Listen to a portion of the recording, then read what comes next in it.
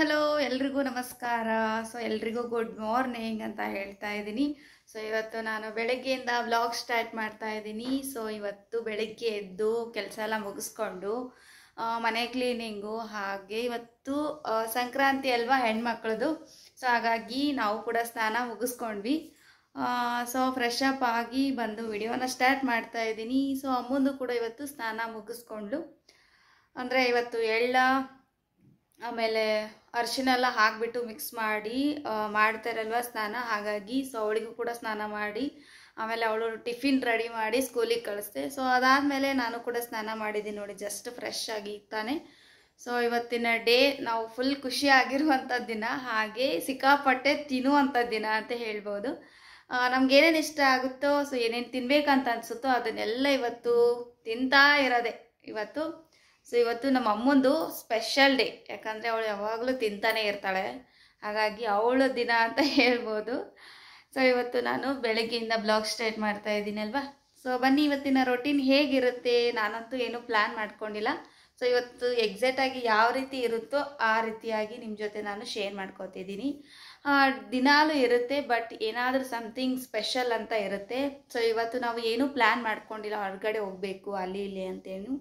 So ನೋಡಬೇಕು ಇವತ್ತು ಯಾವ ಟೈಮ್ನಲ್ಲಿ ಯಾವ ಕೆಲಸಗಳು ಬರುತ್ತೋ ಅಂಥೇಳಿ. ಸೊ ಹಾಗಾಗಿ ಇವತ್ತು ಬೆಳಗ್ಗೆಯಿಂದ ಬೇಗ ಎದ್ಬಿಟ್ಟು ಮನೆ ಕ್ಲೀನಿಂಗ್ ಎಲ್ಲ ಮುಗಿಸ್ಕೊಂಡು ನಾನು ಕೂಡ ಸ್ನಾನ ಮುಗಿಸ್ಕೊಂಡಿದ್ದೀನಿ.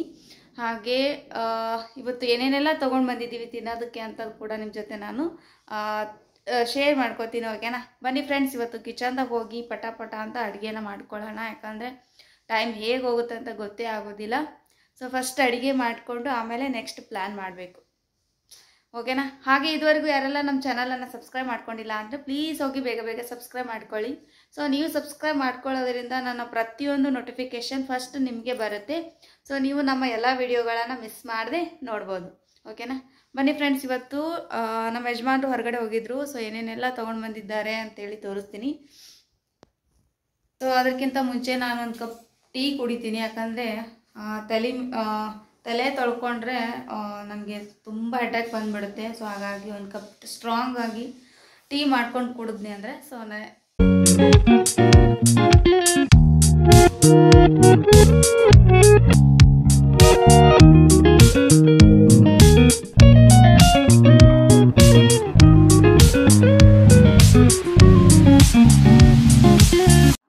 ಹೊರಗಡೆ ಹೋಗಿ ಏನೇನೆಲ್ಲ ತೊಗೊಂಡು ಬರಬೇಕು ಅಂತ ಅಂದ್ಕೊಂಡಿದ್ದೆ, ಬಟ್ ನನಗೆ ಟೈಮ್ ಇರಲಿಲ್ಲ ಅಲ್ವಾ. ಸೊ ನಾನು ಹೊರಗಡೆ ಹೋಗಿಲ್ಲ. ಸೊ ಅವರೇ ಹೋಗ್ಬಿಟ್ಟು ಕೆಲವೊಂದು ಐಟಮ್ಸ್ ಎಲ್ಲ ತೊಗೊಂಡು ಬಂದಿದ್ದಾರೆ.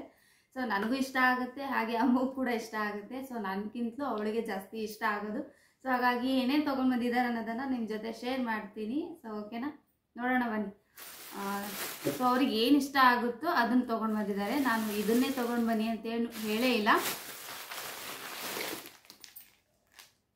ಖಜೂರಿ ತೊಗೊಂಡು ಬಂದಿದ್ದಾರೆ. ಸೊ ಇದು ಮೋಸ್ಟ್ಲಿ ಯಾವುದೋ ಖಜೂರಿ ಅಂತಿದ್ದೆವು. ಸೊ ನನಗೂ ಕೂಡ ಹೆಸರು ನೆನಪು ಹೋಗಿದೆ. ಸೊ ಅವರು ಬಂದಮೇಲೆ ಕೇಳ್ತೀನಿ ಇದು ಯಾವ ಖಜೂರಿ ಅಂತ. ಇದು ತುಂಬ ಚೆನ್ನಾಗಿರುತ್ತೆ ಅಂತ ಕೂಡ ಹೇಳಿದರು, ಹಾಗಾಗಿ ಸೊ ಇದನ್ನು ತೊಗೊಂಡು ಬಂದಿದ್ದಾರೆ.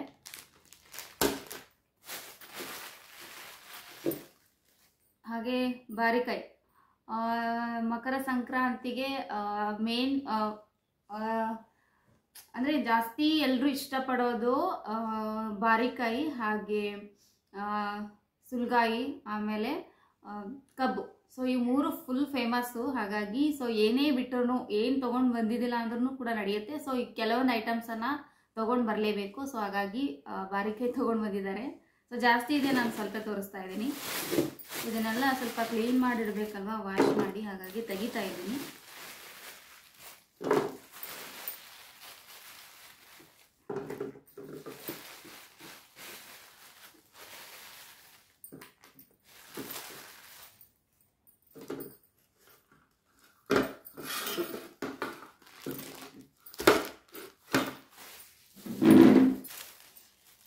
ನನ್ನ ಫೇವ್ರೇಟ್, ಅವರಿಗೂ ತುಂಬ ಫೇವ್ರೇಟ್, ನನಗೂ ಕೂಡ ತುಂಬ ಫೇವ್ರೇಟ್, ಹಾಗಾಗಿ ಹೂವು ತೊಗೊಂಡು ಬಂದಿದ್ದಾರೆ. ಸೊ ನಾನು ಭಾಳ ದಿನ ಆಯಿತು ಹೂವು ಹಾಕ್ಕೊಳ್ದೇ ಇರೋದು. ಸೊ ಹೊರಗಡೆ ಹೋದರೆ ಅವರಾಗೆ ಕೊಡಿಸಿದ್ರಂದರೆ ಹಾಕ್ಕೊಂಡಿರ್ತೀನಿ. ಸೊ ನಾನಾಗೆ ಹೂವು ಏನೋ ತೊಗೊಳಕ್ಕೆ ಹೋಗೋದಿಲ್ಲ. ಸೊ ಅವರಿಗೆ ಬರಬೇಕಾದ್ರೆ ಅಲ್ಲಿ ಕಾಣಿಸ್ತು ಅಂತ ಅನಿಸುತ್ತೆ, ಹಾಗಾಗಿ ಬರುವಾಗ ತೊಗೊಂಡು ಬಂದಿದ್ದಾರೆ.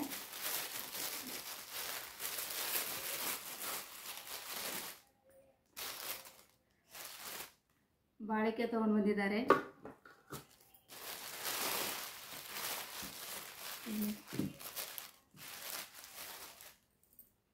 ಪೇರುಕಾಯಿ.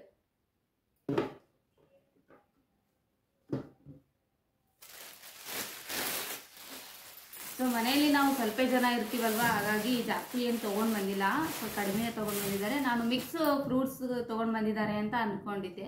ಮಿಕ್ಸ್ ಫ್ರೂಟ್ಸ್ ಅಂದರೆ ಸೊ ಎಲ್ಲ ಐಟಮ್ಸು ಒಂದೊಂದಿರುತ್ತೆ, ಅದರಲ್ಲಿ ನಮ್ಗೆ ಯಾವ್ದು ಇಷ್ಟ ಆಗುತ್ತೋ ಅದನ್ನು ನಾವು ತೊಗೋಬೋದು. ಎಲ್ಲ ಒಂದೊಂದು ಅಥವಾ ಎರಡೆರಡು ಸೊ ಈ ಥರ ಹಾಕಿಬಿಟ್ಟು 1 kg ಗಟ್ಟಲೆ ಮಿಕ್ಸ್ ಫ್ರೂಟ್ಸ್ ಅಂತ ಹೇಳಿ ಕೊಡ್ತಾರೆ. ಸೊ ಹಾಗಾಗಿ ಪ್ರತಿ ಸಾರಿ ತೊಗೊಂಡು ಬರಬೇಕಾದ್ರೆ ಅದೇ ಥರ ತೊಗೊಂಡು ಬರ್ತಾಯಿದ್ರು. ಸೊ ಅದನ್ನೇ ತೊಗೊಂಡು ಬಂದಿರಬೇಕು ಅಂತ ಅಂದ್ಕೊಂಡೆ. ಸೊ ಅವ್ರಿಗೆ ಅಲ್ಲಿ ಸಿಗಲಿಲ್ಲ ಅಂತ ಅನಿಸುತ್ತೆ ಮೋಸ್ಟ್ಲಿ. ಸೊ ಹಾಗಾಗಿ ಎಷ್ಟು ಸಿಕ್ಕಿದ್ದೀನೋ ಅಷ್ಟನ್ನೇ ತೊಗೊಂಡು ಬಂದಿದ್ದಾರೆ. ಸೊ ಇದನ್ನೆಲ್ಲ ಕ್ಲೀನ್ ಮಾಡಿಬಿಟ್ಟು ವಾಶ್ ಮಾಡಿ ಇಟ್ಟಿರ್ತೀನಿ. ಯಾಕಂದರೆ ಅಮ್ಮು ಬಂದ ತಕ್ಷಣ ಫಸ್ಟಿಗೆ ತಿಂತಾ ಇರ್ತಾಳಲ್ವ. ಸೊ ನನಗೆ ಆ ಮಧ್ಯದಲ್ಲಿ ಬೇರೆ ಕೆಲಸ ಇತ್ತು ಅಂದರೆ ಸೊ ಆ ಕಡೆ ನೋಡೋದೇ ಇಲ್ಲ. ಹಾಗಾಗಿ ಇದೆಲ್ಲ ಕ್ಲೀನ್ ಮಾಡಿಬಿಟ್ಟು ಸೊ ಎತ್ತಿ ಇಟ್ಬಿಡ್ತೀನಿ. ಓಕೆ, ಎಲ್ಲ ಐಟಮನ್ನು ತೊಳೆದಿಡಬೇಕು ಅಂಥೇಳಿ ತೊಗೊಂಡು ಹೋಗ್ತಾ ಇದ್ದೀನಿ. ಹಾಗೆ ಒಂದು ಸೆಕೆಂಡ್ ನಿಮಗೂ ಕೂಡ ತೋರಿಸ್ಬಿಟ್ಟು ಸೊ ಇನ್ನೇನು ಹೋಗಬೇಕು ಅಂತ ಅಂದ್ಕೊಂಡಿದ್ದೆ. ಅದಕ್ಕಿಂತ ಮುಂಚೆ ಏನು ಹೇಳಬೇಕು ಅಂತಂದರೆ, ನಿಮ್ಮೆಲ್ಲರಿಗೂ ಸಂಕ್ರಾಂತಿ ಹಬ್ಬದ ಆರ್ಥಿಕ ಶುಭಾಶಯಗಳು. ನಿಮ್ಮೆಲ್ಲ ಆಸೆ ಕನಸುಗಳು ಕಂಪ್ಲೀಟ್ ಆಗಿ ನೆರವೇರಲಿ ಅಂಥೇಳಿ ಅಂದ್ಕೊಳ್ತಾ ಇದ್ದೀನಿ. ಫ್ರೆಂಡ್ಸ್, ಈಗ ತಾನೇ ಜಸ್ಟ್ ರೆಡಿ ಆಗಿದ್ದೀನಿ, ಅಂದರೆ ಸ್ವಲ್ಪ ತಲೆ ಬಾಚ್ಕೊಂಡಿದ್ದೀನಿ ಅಷ್ಟೇ.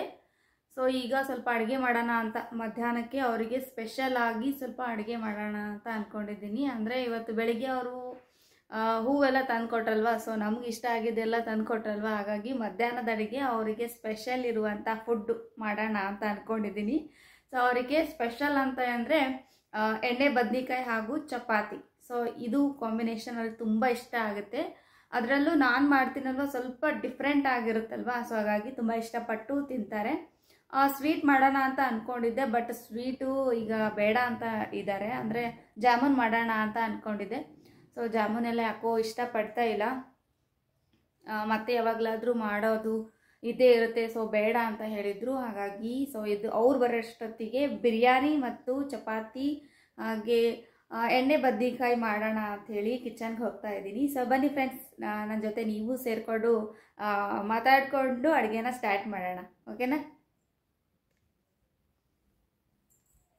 ಸೊ ಅವ್ರು ಕಾಲ್ ಮಾಡಿ ಹೇಳಿದ್ರಲ್ವಾ, ಸೊ ಇದೇ ಬೇಕು ಅಂತ. ನಾನು ಆ್ಯಕ್ಚುಲಿ ನಾನು ಅವ್ರಿಗೆ ಕೇಳಲಾರ್ದೇ ಅಡುಗೆ ಮಾಡಿಡಬೇಕು ಸ್ಪೆಷಲ್ ಅಂತ ಅಂದ್ಕೊಂಡಿದ್ದೆ, ಬಟ್ ಅಷ್ಟೊತ್ತಿಗೆ ಕಾಲ್ ಬಂತು.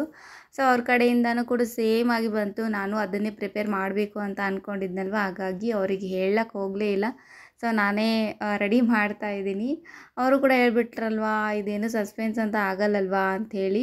ಇನ್ನೊಂದು ಏನಂತಂದರೆ ಜಾಮೂನ್ ರೆಡಿ ಮಾಡಬೇಕು ಅಂತ ಅಂದ್ಕೊಂಡಿದ್ನಲ್ವ. ಸೊ ಜಾಮೂನು ಅವರು ತಿನ್ನೋದಿಲ್ಲ, ಸ್ವೀಟು ಇಷ್ಟ ಆಗಲ್ಲ ಅಂತಂದರು. ಸೊ ಹಾಗಾಗಿ ಅದನ್ನು ಕ್ಯಾನ್ಸಲ್ ಮಾಡಿಬಿಟ್ಟು ಅವ್ರಿಗೆ ಇಷ್ಟ ಆಗಿರುವಂಥ ಫುಡ್ಡು ಮಾಡ್ತಾಯಿದ್ದೀನಿ. ಇನ್ನು ಬೇರೆ ಏನು ಸ್ಪೆಷಲ್ ಬೇಡ ಅಂತ ಹೇಳಿದರು.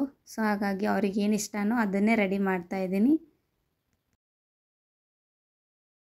ಫ್ರೆಂಡ್ಸ್, ರಾತ್ರಿನೇ ಸ್ವಲ್ಪ ಕಾಳುಗಳನ್ನೆಲ್ಲ ನೆನೆ ಇಟ್ಟಿದೆ. ಯಾಕಂದರೆ ಸ್ವಲ್ಪ ಕಾಳುಗಳ ಪಲ್ಯ ಮಾಡಬೇಕು ಅಂತ ಅಂದ್ಕೊಂಡು ಸೊ ಕಾಳುಗಳನ್ನೆಲ್ಲ ನೆನೆ ಇಟ್ಟಿದೆ. ಸೊ ಅದನ್ನು ಸ್ವಲ್ಪ ಪಲ್ಯ ಮಾಡಿಬಿಡ್ತೀನಿ. ಯಾಕಂದರೆ ಅವರಿಗೆ ಒಂದೇ ಥರ ಆಗಿಬಿಡುತ್ತಲ್ವ, ಸೊ ಹಾಗಾಗಿ 2 ಥರ ಪಲ್ಯ ಆದರೆ ತುಂಬ ಟೇಸ್ಟ್ ಆಗಿರುತ್ತೆ ಅಂತ ಅಂದ್ಕೊಂಡು ಸ್ವಲ್ಪ ಕಾಳುಗಳನ್ನ ನೆನೆ ಇಟ್ಟಿದ್ದೀನಿ. ಸೊ ಇದನ್ನು ಕೂಡ ಹೇಗೆ ಮಾಡೋದು ಅನ್ನೋದನ್ನು ತೋರಿಸ್ತೀನಿ, ನೋಡೋಣ. ಸ್ವಲ್ಪ ಬಿಸಿ ನೀರು ಇರುತ್ತಲ್ವ, ಸೊ ಬಿಸಿ ನೀರಿನಲ್ಲಿ ಹಾಕಬೇಕು.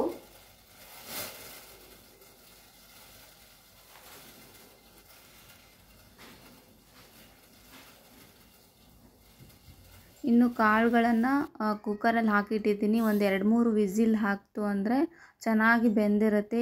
ಇಲ್ಲದೆ ಹೋದರೆ ಸೊ ನಾವು ಬೇರೆ ಕಡೆ ಎಲ್ಲ ಬೇಯಿಸ್ಕೊತೀವಲ್ವ, ಪಾತ್ರೆಯಲ್ಲಿ ಹಾಕಿ ಆ ಥರ ಬೇಯಿಸಿದ್ರೆ ಸೊ ಕಂಪ್ಲೀಟಾಗಿ ಬೇಯ್ದಿರಲ್ಲ. ಹಾಗಾಗಿ ಕುಕ್ಕರಲ್ಲಿ ಹಾಕಿಬಿಟ್ಟು ತೆಗೆದ್ರೆ ಸೊ ಜಲ್ದಿ ಬೇಗನೆ ಆಗುತ್ತೆ ಅಂತ ಅಂದ್ಕೊಂಡು ಕುಕ್ಕರಲ್ಲಿ ಹಾಕಿದ್ದೀನಿ.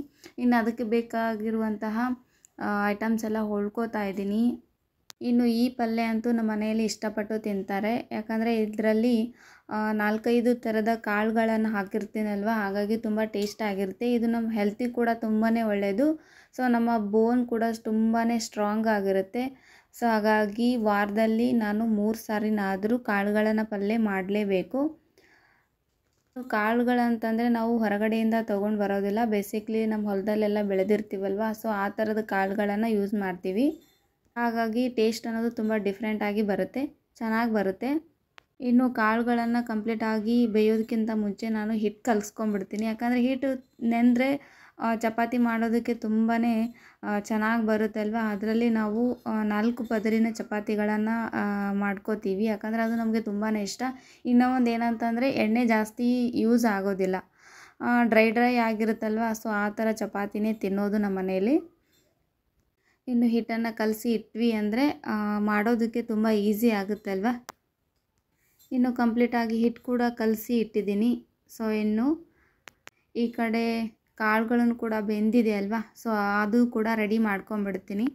ಇನ್ನು ಕಾಳುಗಳ ಪಲ್ಯ ಯಾರಿಗೆ ಇಷ್ಟ ಆಗಲ್ಲ ಹೇಳಿ, ಎಲ್ರಿಗೂ ಇಷ್ಟ ಆಗುತ್ತಲ್ವಾ. ಸೊ ಹಾಗಾಗಿ ಇಲ್ಲಿ ನಾನು ಆನಿಯನ್ ಮತ್ತು ಟೊಮೊಟೊ ಹಾಗೆ ವಿತ್ ಹಸಿಮೆಣಸಿನ್ಕಾಯಿ ಕೂಡ ಹೊಳ್ಕೊಂಡಿದ್ದೀನಿ. ನಿಮಗೆ ಪುಡಿ ಖಾರ ಬರುತ್ತಲ್ವ, ಸೊ ಅದನ್ನು ಕೂಡ ಯೂಸ್ ಮಾಡ್ಬೋದು. ನಮ್ಮ ಮನೇಲಿ ಇದನ್ನೇ ಯೂಸ್ ಮಾಡ್ತೀವಿ. ನಾನು ಕಾಳುಗಳ ಪಲ್ಯ ಅಂತಂದರೆ ನಾನು ಸ್ವಲ್ಪ ಡ್ರೈ ಮಾಡ್ಕೊಂಡಿರ್ತೀನಿ. ಯಾಕಂದರೆ ಸ್ವಲ್ಪ ಸ್ನ್ಯಾಕ್ಸ್ ಥರ ಅನಿಸ್ಬೇಕು ಚಪಾತಿಯಲ್ಲಿ. ಹಾಗಾಗಿ ಅದು ತುಂಬ ಟೇಸ್ಟಾಗಿರುತ್ತೆ. ಮಕ್ಕಳು ಕೂಡ ಬೇಕನ್ನಿಸ್ತು ಅಂದರೆ ಬಟ್ಟಲದಲ್ಲಿ ಕೂಡ ಹಾಕಿ ಕೊಡ್ಬೋದು. ಆ ಥರ ಮಾಡ್ಕೋತಾ ಇದ್ದೀನಿ. ಸ್ವಲ್ಪ ಶೇಂಗದ ಪುಡಿ ಹಾಕಿಬಿಟ್ಟು, ನಿಮಗೆ ಶೇಂಗದ ಪುಡಿ ಸ್ಕಿಪ್ ಮಾಡಿ ಶೇಂಗದ ಕಾಳು ಕೂಡ ಹಾಕೋಬೋದು, ಒಂಥರ ಚೆನ್ನಾಗಿರುತ್ತೆ. ಇಲ್ಲಿ ಒಂದು ಬಾಣಲೆಯಲ್ಲಿ ನಾನು ಎಣ್ಣೆಯನ್ನು ಹಾಕ್ಕೊಂಡಿದ್ದೀನಿ. ಎಣ್ಣೆ ಹಾಗೂ ಜೀರಿಗೆ, ಸಾಸಿವೆ ಸ್ವಲ್ಪ ಲೈಟಾಗಿ ಹಾಕ್ಕೊಂಡಿದ್ದೀನಿ. ಅದಕ್ಕೆ ನಾನು ಸ್ವಲ್ಪ ಚೆನ್ನಾಗಿ ಅನಿಸ್ಬೇಕು ಅಂತ ಸ್ವಲ್ಪ ಖಾರದ ಪುಡಿಯನ್ನು ಯೂಸ್ ಮಾಡ್ತಾಯಿದ್ದೀನಿ. ಯಾಕಂದರೆ ಸ್ವಲ್ಪ ಟೇಸ್ಟ್ ಅನ್ನೋದು ಡಿಫ್ರೆಂಟಾಗಿ ಬರುತ್ತೆ. ಸ್ವಲ್ಪ ಅರಿಶಿನ, ಸೊ ಎಲ್ಲವನ್ನು ಕೂಡ ನಾವು ಬಿಫೋರ್ ಅಂದರೆ ಎಣ್ಣೆಯಲ್ಲೇ ಫ್ರೈ ಮಾಡ್ಕೋಬೇಕು. ಇನ್ನು ಅದಾದಮೇಲೆ ಟೊಮೊಟೊನ ಹಾಕ್ಕೊಳ್ಬೇಕು. ಟೊಮೊಟೊ ಎಲ್ಲ ಕಂಪ್ಲೀಟಾಗಿ ಸ್ವಲ್ಪ ಲೈಟಾಗಿ ಬೆಂದ ಮೇಲೆ ಏನು ಕುಕ್ಕರಲ್ಲಿ ಹಾಕಿರ್ತೀವಲ್ವ ಕಾಳುಗಳನ್ನು, ಅದನ್ನು ಹಾಕ್ಕೊಂಡು ಚೆನ್ನಾಗಿ ತಿರುಗಿಸ್ಬೇಕು. ಸೊ ತಿರುಗಿಸೋದ್ರಿಂದ ಎಲ್ಲ ಕಡೆ ಕಂಪ್ಲೀಟಾಗಿ ಹತ್ಕೊಳ್ಳುತ್ತಲ್ವ, ಆವಾಗ ಟೇಸ್ಟ್ ಅನ್ನೋದು ತುಂಬ ಡಿಫ್ರೆಂಟಾಗಿ ಬರುತ್ತೆ. ಒಂದು ಸರಿ ನೀವು ಕೂಡ ಟ್ರೈ ಮಾಡಿ ನೋಡಿ, ಡೆಫಿನೆಟಾಗಿ ಇಷ್ಟಪಡ್ತೀರಾ. ಹಾಗೆ ಪದೇ ಮಾಡಬೇಕು, ತಿನ್ನಬೇಕು ಅಂತ ಕೂಡ ಅನಿಸುತ್ತೆ. ಚಪಾತಿಯಲ್ಲಿ ತಿನ್ಬೋದು, ಹಾಗೆ ರೊಟ್ಟಿ, ಆಮೇಲೆ ಪರೋಟ. ಸೊ ನೀವು ಯಾವ್ದು ಇಷ್ಟಪಡ್ತೀರೋ ಸೊ ಅದರಲ್ಲಿ ಇದರ ಕಾಂಬಿನೇಷನ್ ತುಂಬಾ ಚೆನ್ನಾಗಿರುತ್ತೆ. ಒಂದು ಸರಿ ಟ್ರೈ ಮಾಡಿ ನೋಡಿ, ಓಕೆನಾ. ಇನ್ನು ಕಂಪ್ಲೀಟಾಗಿ ಎಲ್ಲವನ್ನು ಹಾಕಿದ್ದೀನಲ್ವ. ಸೊ ನೋಡಿ ಎಷ್ಟು ಚೆನ್ನಾಗಿ ಕಾಣಿಸ್ತಾ ಇದೆ ಅಂತಂದರೆ. ಇನ್ನು ಜಾಸ್ತಿ ಏನು ಬೇಯಿಸೋದೇನೂ ಬೇಕಾಗಿಲ್ಲ. ಇದಕ್ಕೆ ನೀವು ನೆಕ್ಸ್ಟ್ ಕೊತ್ತಂಬರಿ, ಸೊ ಇದನ್ನೆಲ್ಲ ನಿಮ್ಮ ಮನೇಲಿ ಏನಿರುತ್ತಲ್ವ ಸೊ ಅದನ್ನು ಸ್ವಲ್ಪ ಕಟ್ ಮಾಡಿಬಿಟ್ಟು ಹಾಕ್ಬೋದು. ಇನ್ನು ಕಾಳಿನ ಪಲ್ಯ ಅಂತೂ ಆಯ್ತಲ್ವ. ಇನ್ನು ರೈಸ್ ಮಾಡ್ಕೋತಾ ಇದ್ದೀನಿ. ಅಂದರೆ ಬಿರಿಯಾನಿಗೆ ನಾನು 2 ಥರ ಅಥವಾ 3 ಥರ ಅಕ್ಕಿನ ಯೂಸ್ ಮಾಡ್ತೀನಿ. ಸೊ ಬೇಸಿಕ್ಲಿ 3 ಥರ ಅಕ್ಕಿನ ಯೂಸ್ ಮಾಡ್ತೀನಿ.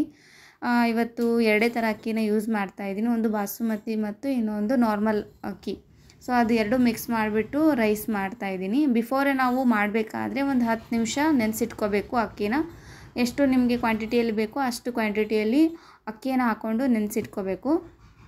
ಇನ್ನು ನೆನೆಸಿಟ್ಕೊಳ್ಳೋದ್ರಿಂದ ರೈಸ್ ಅನ್ನೋದು ಚೆನ್ನಾಗಿ ಕುದಿಯುತ್ತೆ. ಹಾಗೆ ತುಂಬ ಉದುರು ಅಂತ ಹೇಳ್ತೀವಲ್ವ, ಸೊ ಆ ಥರ ಆಗುತ್ತೆ. ಟೇಸ್ಟ್ ಅನ್ನೋದು ಕೂಡ ತುಂಬಾ ಬರುತ್ತೆ. ಇನ್ನು ಬಿರಿಯಾನಿ ಬೇಕಾಗಿರುವಂತಹ ಎಲ್ಲ ಐಟಮ್ಸನ್ನು ನಾನು ಕಟ್ ಮಾಡ್ಕೊಳ್ತಾ ಇದ್ದೀನಿ.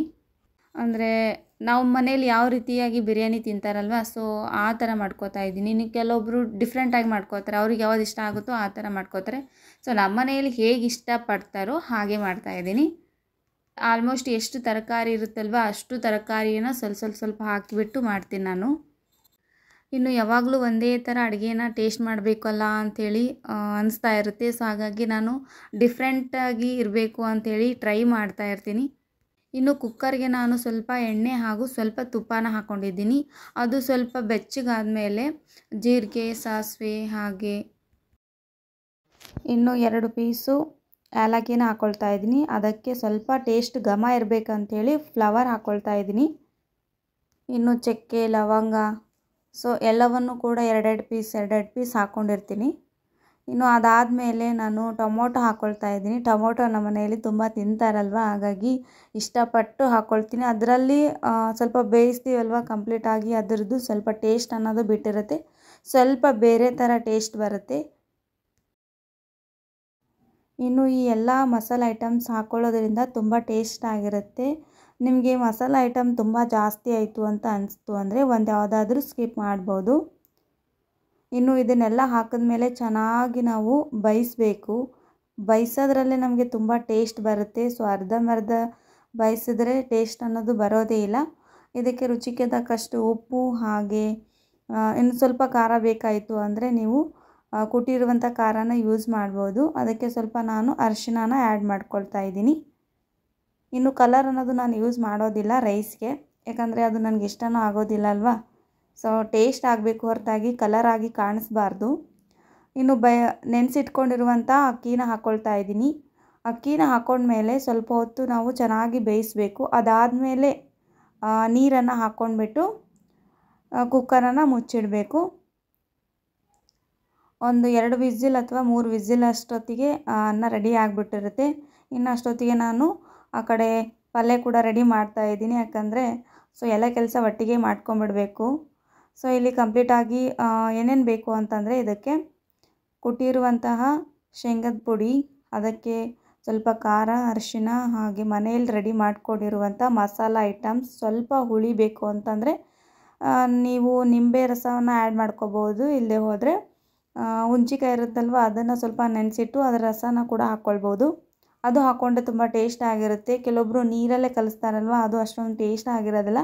ಇವೆರಡರಲ್ಲಿ ಒಂದು ಕಲಿಸಿದ್ರೆ ತುಂಬ ಟೇಸ್ಟ್ ಬರುತ್ತೆ. ಇನ್ನು ಕಂಪ್ಲೀಟಾಗಿ ನೋಡಿ ಈ ಥರ ಮಿಕ್ಸ್ ಮಾಡಿ ಇಟ್ಟಿರಬೇಕು. ಒಂದು 5 ನಿಮಿಷ ನೆನಿಬೇಕಲ್ವ. ಇನ್ನು ಅಷ್ಟೊತ್ತಿಗೆ ನಾನು ಅದಕ್ಕೆ ಬೇಕಾದಂಥ ಎಲ್ಲ ಐಟಮ್ಸನ್ನು ಹೊಳ್ಕೊಳ್ತಾ ಇದ್ದೀನಿ. ಇನ್ನು ಒಂದು ಟೊಮೊಟೊ, ಈರುಳ್ಳಿ, ಹಾಗೆ ಹಸಿಮೆಣಸಿನ್ಕಾಯಿ ಬೇಕಾಯಿತು ಅಂದರೆ ನೀವು ಹಸಿಮೆಣಸಿನ್ಕಾಯಿ ಹಾಕ್ಕೊಳ್ಬೋದು. ನಾನಿಲ್ಲಿ ರೆಡಿ ಇರುವಂತಹ ಖಾರದ ಪುಡಿನ ಯೂಸ್ ಮಾಡ್ಕೋತಾ ಇದ್ದೀನಿ. ಇನ್ನು ಅದಕ್ಕೆ ಕರಿಬೇವು, ಕೊತ್ತಂಬರಿ, ಸೊ ಇದನ್ನೆಲ್ಲ ಹಾಕ್ಕೊಳ್ಬೇಕು. ಇಲ್ಲಿ ನೋಡ್ತಾ ಇದ್ದೀರಲ್ವ ಎಷ್ಟು ರೆಡಿ ಮಾಡ್ಕೊಂಡು ಇಟ್ಕೊಂಡಿದ್ದೀನಿ. ನಾನಿಲ್ಲಿ ಆನಿಯನನ್ನು ಉದ್ದುದ್ದು ಶೇಪಲ್ಲಿ ಹೊಳ್ಕೊಂಡಿದ್ದೀನಿ. ಕೆಲವೊಬ್ಬರು ಚಿಕ್ಕ ಚಿಕ್ಕ ಪೀಸ್ ಮಾಡ್ಕೋತಾರೆ. ಸೊ ನಮಗೆ ಯಾವ್ದು ಇಷ್ಟ ಆಗುತ್ತಲ್ವ, ಸೊ ಆ ಥರನೇ ನಾನು ಕಟ್ ಮಾಡ್ಕೊಂಡು ಇಟ್ಕೊಂಡಿದ್ದೀನಿ.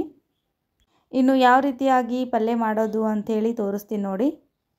ಇನ್ನು ಆಗಲೇ ರೆಡಿ ಮಾಡ್ಕೊಂಡಿರುವಂಥ ಪುಡಿಯನ್ನು ಈ ಥರ ಬದನೆಕಾಯಿ ಒಳಗಡೆ ತುಂಬಬೇಕು, ಚೆನ್ನಾಗಿ ತುಂಬಬೇಕು. ಎಷ್ಟು ಚೆನ್ನಾಗಿ ತುಂಬ್ತಿರೋ ಅಷ್ಟು ಚೆನ್ನಾಗಿ ಟೇಸ್ಟ್ ಅನ್ನೋದು ಬರುತ್ತೆ, ಎಲ್ಲ ಕಡೆ ಹೋಗಿಬಿಟ್ಟಿರುತ್ತಲ್ವ. ಸೊ ಹಾಗಾಗಿ ಇಲ್ಲಿ ಒಂದು ಬಾಣಲೆನ ಇಟ್ಕೊಂಡಿದ್ದೀನಿ. ಬಾಣಲೆಯಲ್ಲಿ ನಾನು ಸ್ವಲ್ಪ ಎಣ್ಣೆನ ಹಾಕೋತಾ ಇದ್ದೀನಿ. ಅದಕ್ಕೆ ಸ್ವಲ್ಪ ಲೈಟಾಗಿ ತುಪ್ಪನೂ ಕೂಡ ಹಾಕ್ಕೊಳ್ತಾ ಇದ್ದೀನಿ. ಸೊ ನಮ್ಮ ಮನೆಯಲ್ಲಿ ಎಲ್ಲ ಐಟಮ್ಸ್ಗೆ ಸ್ವಲ್ಪ ತುಪ್ಪನ ಆ್ಯಡ್ ಮಾಡಿರ್ತೀನಿ. ಅದಕ್ಕೆ ನಾನು ಸ್ವಲ್ಪ ಜೀರಿಗೆ ಮತ್ತು ಕರಿಬೇವು, ಸೊ ಒಂದು ಆನಿಯನ್ ಕಟ್ ಮಾಡ್ಕೊಂಡು ಇಟ್ಕೊಂಡಿದ್ನಲ್ವ, ಸೊ ಅದನ್ನು ಕೂಡ ಹಾಕ್ಕೊಳ್ತಾ ಇದ್ದೀನಿ. ಇದನ್ನೆಲ್ಲ ಕಂಪ್ಲೀಟಾಗಿ ಚೆನ್ನಾಗಿ ಬೇಯಬೇಕು. ಎಷ್ಟು ಚೆನ್ನಾಗಿ ಬೇಯುತ್ತೋ ಅಷ್ಟು ಚೆನ್ನಾಗಿ ಟೇಸ್ಟ್ ಬರುತ್ತೆ. ಇನ್ನು ಅದಾದಮೇಲೆ ಒಂದು ಕಟ್ ಮಾಡ್ಕೊಂಡಿರುವಂತಹ ಟೊಮೊಟೊನ ಇದಕ್ಕೆ ಹಾಕ್ಕೊಳ್ತಾ ಇದ್ದೀನಿ. ಟೊಮೊಟೊ ನಾವು ಎಣ್ಣೆಯಲ್ಲೇ ಹಾಕ್ಕೊಳ್ಬೇಕು, ಯಾಕಂದರೆ ಅದು ಸ್ವಲ್ಪ ಚೆನ್ನಾಗಿ ಬೇಯಬೇಕಲ್ವ. ಹಾಗಾಗಿ ಎಣ್ಣೆಯಲ್ಲಿ ಹಾಕಿಬಿಟ್ಟು ಸ್ವಲ್ಪ ಉಪ್ಪನ್ನು ಹಾಕಿದ್ರೆ ಚೆನ್ನಾಗಿ ಬೇಯುತ್ತೆ, ಹಾಗೆ ಬೇಗನೂ ಆಗುತ್ತೆ. ಇನ್ನು ಕಂಪ್ಲೀಟಾಗಿ ಸ್ವಲ್ಪ ಬೇಯ್ದಿದೆ. ಅದಕ್ಕೆ ನಾನು ಇನ್ನೊಂದು ಟೇಬಲ್ ಸ್ಪೂನಷ್ಟು ಅರಿಶಿಣ, 1 ಟೇಬಲ್ ಸ್ಪೂನಷ್ಟು ಸಾಲ್ಟು, 1 ಟೇಬಲ್ ಸ್ಪೂನಷ್ಟು ಖಾರದ ಪುಡಿ, ಹಾಗೆ 1 ಟೇಬಲ್ ಸ್ಪೂನಷ್ಟು ಮನೆಯಲ್ಲಿ ತಯಾರು ಮಾಡ್ಕೊಂಡಿರುವಂತಹ ಮಸಾಲ ಐಟಮ್ಸನ್ನು ಹಾಕ್ಕೊಂಡಿದ್ದೀನಿ. ಇನ್ನು ಚೆನ್ನಾಗಿ ಮಿಕ್ಸ್ ಆಗಬೇಕು ಇದು. ಇನ್ನು ರೆಡಿ ಮಾಡ್ಕೊಂಡಿರುವಂತಹ ಬದನೆಕಾಯಿಯನ್ನು ಎಣ್ಣೆ ಒಳಗಡೆ ಹಾಕಿಬಿಟ್ಟು ಚೆನ್ನಾಗಿ ತಿರುಗಬೇಕು. ಸೊ ಈ ಥರ ತಿರುಗೋದ್ರಿಂದ ಟೇಸ್ಟು ತುಂಬ ಚೆನ್ನಾಗಿ ಬರುತ್ತೆ. ಹಾಗೆ ಇದಕ್ಕೆ 1 ಕಪ್ಪಿನಷ್ಟು ನಾನು ಹಸಿ ಹುಂಚಿನದು ನೀರು ಹಾಕ್ಕೊಳ್ತಾ ಇದ್ದೀನಿ. ನೀವು ನಿಂಬೆ ರಸ ಕೂಡ ಹಾಕ್ಕೊಳ್ಬೋದು. ಸೊ ಅದಕ್ಕೆ ನಮಗೆ ಬೇಕಾದಷ್ಟು ನೀರನ್ನು ಆ್ಯಡ್ ಮಾಡ್ಕೊಳ್ತಾ ಇದ್ದೀನಿ. ಇನ್ನು ಅದಾದಮೇಲೆ ಮೇಲ್ಗಡೆ ಸ್ವಲ್ಪ ಕೊತ್ತಂಬರಿ ಹಾಗೆ ಕರಿಬೇವು ಏನಿರುತ್ತಲ್ವ ಅದನ್ನು ಸ್ವಲ್ಪ ಉದುರಿಸ್ಕೊಂಡಿದ್ದೀನಿ, ಸುಮಾರು ಟೇಸ್ಟ್ ಚೆನ್ನಾಗಿ ಬರುತ್ತೆ ಅಂತ. ಸೊ ಇಲ್ಲಿ ಕಂಪ್ಲೀಟಾಗಿ ಅಡುಗೆ ಅಂತೂ ಆಯಿತು. ಅಂದರೆ ಅದು ಸ್ವಲ್ಪ ಕುದಿಬೇಕಲ್ವ, ಕುದ್ಮೇಲೆ ಅದರ ಟೇಸ್ಟ್ ಅನ್ನೋದು ತುಂಬ ಚೆನ್ನಾಗಿ ಬರುತ್ತೆ. ಸೊ ಇದು ಬಾಂದಿಟ್ ಅಂಥೇಳಿ ಎಣ್ಣೆಗೆ ತೊಗೊಂಡು ಬಂದರು. ಸೊ ಆ್ಯಕ್ಚುಲಿ ಇದು ಮನೆಯಲ್ಲೇ ರೆಡಿ ಮಾಡಿರ್ತಾರೆ ಅಂತ ಹೇಳಿದ್ರು. ಹಾಗೆ ಇಲ್ಲಿ ಶಾಪ್ ಕೂಡ ಹೊಸದಾಯ್ತಲ್ವ, ಟೇಸ್ಟ್ ಹೇಗೆ ಮಾಡಿರ್ತಾರೆ ಅಂಥೇಳಿ ಇದೊಂದು ತರಿಸ್ಕೊಂಡಿದ್ದೀನಿ. ಇದೊಂದೇ ಅಂತಲ್ಲ, ಎಲ್ಲ ಐಟಮ್ಸು ಸಿಗುತ್ತೆ ಅಂತ ಹೇಳಿದ್ದಾರೆ. ನಾನು ಒಂದು ಸರಿ ಹೋಗ್ತೀನಲ್ವ, ಹೋದ್ಮೇಲೆ ಗೊತ್ತಾಗುತ್ತೆ ಅಲ್ಲಿ ಯಾವ ಐಟಮ್ಸ್ ಸಿಗುತ್ತೆ, ಹೇಗಿರುತ್ತೆ ಅಂತ. ನಾನು ಟೇಸ್ಟ್ ಮಾಡಿಬಿಟ್ಟು ಅದರ ಬಗ್ಗೆ ನಿಮಗೆ ಇನ್ಫಾರ್ಮ್ ಕೊಡ್ತೀನಿ. ಇನ್ನು ಎಮರ್ಜೆನ್ಸಿ ಇತ್ತು ಅಂದರೆ ತೊಗೊಂಡು ಹೋಗ್ಬೋದಲ್ವ, ಹಾಗಾಗಿ. ಸೊ ಫ್ರೆಂಡ್ಸ್, ಈಗಂತೂ ಜಸ್ಟ್ ಅಡುಗೆ ಅಂತೂ ಆಯಿತು. ಸೊ ಇನ್ನು ಮೊಸರು ತೊಗೊಂಡು ಬಂದಿದ್ದಾರೆ ಹೊರಗಡೆಯಿಂದ. ನೈಟು ಸ್ವಲ್ಪ ಮಲಗಬೇಕಾದ್ರೆ ಲೇಟ್ ಆಯ್ತಲ್ವ, ಹಾಗಾಗಿ ನಾನು ಹೆಪ್ಪು ಹಾಕಿಬಿಟ್ಟು ಮೊಸರು ಮಾಡ್ಕೊಳ್ಳೋಕ್ಕಾಗಲೇ ಇಲ್ಲ. ಹಾಗಾಗಿ ಹೊರಗಡೆಯಿಂದ ಮೊಸರು ತರಿಸ್ಕೊಂಡಿದ್ದೀನಿ. ಸ್ವಲ್ಪ ಹಾಲಿದೆ ಅಲ್ವಾ, ಅದನ್ನು ಕಾಯಿಸ್ಬಿಟ್ಟು ಮನೆಯಲ್ಲಿ ಮೊಸರು ಮಾಡ್ಕೋತೀನಿ. ಯೂಶ್ವಲಿ ನಾನು ಹೊರಗಡೆಯಿಂದ ತರಿಸೋದಿಲ್ಲ. ಸೊ ಇವಾಗ ಆಗಲಿಲ್ಲಲ್ವ, ಹಾಗಾಗಿ ಮೊಸರು ಬೇಡ್ತಾಯಿದ್ರು, ಹೊರಗಡೆಯಿಂದ ತರಿಸ್ಕೊಂಡಿದ್ದೀನಿ. ಫ್ರೆಂಡ್ಸ್, ಅಡುಗೆ ಅಂತೂ ಆಯಿತು. ನನಗೂ ಕೂಡ ತುಂಬ ಹಸಿವಾಗಿದೆ. ಸೊ ಊಟ ಮುಗಿಸ್ಕೊಂಡು ಮತ್ತೆ ನಾನು ಈ ಬ್ಲಾಗನ್ನು ಕಂಟಿನ್ಯೂ ಮಾಡ್ತೀನಿ. ಓಕೆನಾ? ನಿಮಗೂ ಕೂಡ ಇಷ್ಟ ಆಯಿತು ಅಂದರೆ ನೀವು ಕೂಡ ಟ್ರೈ ಮಾಡಿ. ಫ್ರೆಂಡ್ಸ್, ಈಗ ಸಾಯಂಕಾಲದಿಂದ ಬ್ಲಾಗ್ ಸ್ಟಾರ್ಟ್ ಮಾಡ್ತಾಯಿದ್ದೀನಿ. ಸೊ ಅಮ್ಮಗೆ ಕಬ್ಬು ಬೇಕಂತೆ, ಹಾಗಾಗಿ ಸುಲಿಕೊಡು ಅಂತ ಕೇಳ್ತಾ ಇದ್ಲು. ತುಂಬ ಹಾರ್ಡ್ ಇರುತ್ತಲ್ವ, ಮಕ್ಕಳಿಗೆ ಸುಲಿಯೋದಕ್ಕೆ ಬರೋದೇ ಇಲ್ಲ. ಹಾಗಾಗಿ ನಾನು ಕೊಡ್ತಾ ಇದ್ದೀನಿ. ಅವಳು ಇಷ್ಟಪಟ್ಟು ತಿಂತಾ ಇದ್ದಾಳೆ.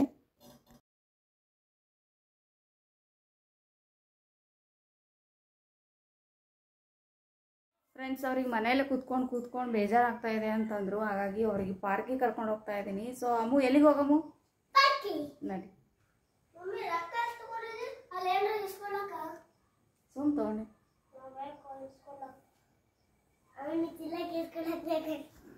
ಇನ್ನು ನೈಟ್ ಟೈಮ್ ಬಂದುಬಿಟ್ಟು 6:30 ಮೇಲೆ ಆಗ್ತಾಯಿದೆ. ಹತ್ತತ್ರ 7 o'clock ಆಗ್ತಾಯಿದೆ. ಸೊ ಅವ್ರನ್ನ ಕರ್ಕೊಂಡು ಹೊರಗಡೆ ಪಾರ್ಕಿಗೆ ಬಂದಿದ್ದೀನಿ. ಸೊ ಪಾರ್ಕ್ ಅಂತ ಇದ್ದರು, ಹಾಗಾಗಿ ಅವ್ರಿಗೆ ಕರ್ಕೊಂಡು ಸ್ವಲ್ಪ ಆಟ ಆಡಿಸ್ಕೊಂಡು ಹೋಗೋಣ ಅಂಥೇಳಿ ಹೊರಗಡೆ ಬಂದಿದ್ದೀವಿ.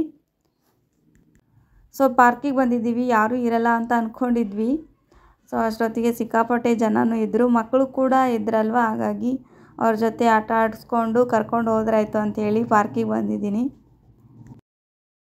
ಫ್ರೆಂಡ್ಸ್, ಈ ವಿಡಿಯೋನ ಇಲ್ಲಿಗೆ ಎಂಡ್ ಮಾಡ್ತಾ ಇದ್ದೀನಿ. ಈ ವಿಡಿಯೋ ತಮ್ಮೆಲ್ಲರಿಗೂ ಇಷ್ಟ ಆಗಿತ್ತು ಅಂದರೆ ಲೈಕ್ ಮಾಡಿ, ಶೇರ್ ಮಾಡಿ, ಹಾಗೆ ಕಮೆಂಟ್ ಮಾಡಿ ಅಂತ ಹೇಳ್ತಾ, ಇದೇ ರೀತಿಯಾದಂತಹ ಇಂಟ್ರೆಸ್ಟಿಂಗ್ ಆಗಿರುವಂಥ ವಿಡಿಯೋದೊಂದಿಗೆ ಮತ್ತೆ ಸಿಗ್ತೀನಿ. ಅಲ್ಲಿವರೆಗೂ ಟೇಕ್ ಕೇರ್, ಬಾಯ್.